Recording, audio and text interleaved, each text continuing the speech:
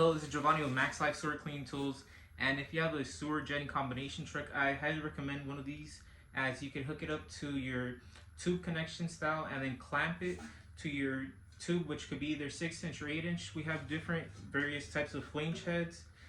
This one here is our grit catcher.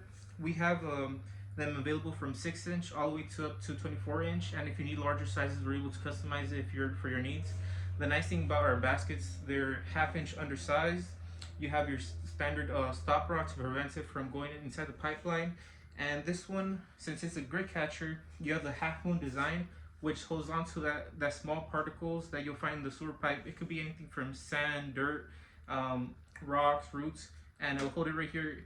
And to simply empty it, you would just activate your sewer combination truck, section it up with the tube system, and yeah, you'll continue the operation, and you don't have to be running your pump, and you'll save your investment. Essentially, check these out. This is our Vac-Trap Grit Catcher. Thank you.